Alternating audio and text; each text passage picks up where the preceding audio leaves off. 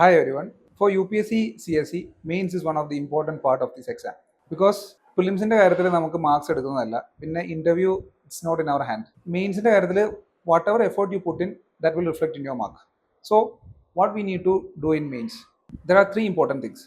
First one is having proper notes for yourself. ഓരോ സബ്ജക്റ്റിന് not ഉണ്ടാവണം. അത് പ്രിലിംസിൽ നിങ്ങൾ കീപ്പ് ചെയ്യുന്നുണ്ട്, പക്ഷേ സെപ്പറേറ്റ് ആയിട്ട് ഒരു സ്റ്റാറ്റിൻ്റെയും എക്സാമ്പിൾസിൻ്റെയും ബുക്സ് ഉണ്ടെങ്കിൽ വളരെ നല്ല കാര്യമാണ്. The second important thing is taking proper test. That is regular ആയിട്ട് വീക്ക്ലി ടെസ്റ്റും പിന്നെ അതുകൂടാണ്ട് ഡെയിലി ടെസ്റ്റും എടുക്കുന്നത് വളരെ നല്ല കാര്യമാണ്. That will improve your daily answer writing skills as well as weekly skills.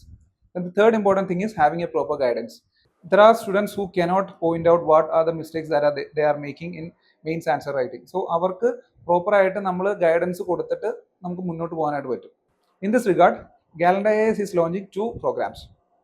The first program is after prelims മെയിൻസിൻ്റെ 3 months intensive program നമ്മൾ കൊടുക്കുന്നുണ്ട്. ഡെയിലി 2-3 ആൻസർ റൈറ്റിംഗ് പ്രൊവൈഡ് ചെയ്യുന്നുണ്ട്.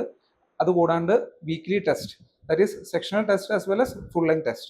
The second program is year long program. അത് prelims കിട്ടാത്തവർക്കും പിന്നെ അടുത്ത വർഷം attempt കൊടുക്കുന്നവർക്കും join ചെയ്യാവുന്നതാണ്. ഇതിൽ മന്ത്ലി 2 ആൻസർ റൈറ്റിംഗ് പ്രൊവൈഡ് ചെയ്യുന്നുണ്ട്. ഇത് നമ്മുടെ എക്സ്പെർട്ട് ഫാക്കൽറ്റി, സബ്ജക്ട് ഫാക്കൽറ്റി, പിന്നെ ടോപ്പേഴ്സ് ആയിരിക്കും മെൻറ്റർ ചെയ്യുന്നത്. This will improve your mains answer writing skills. Thank you.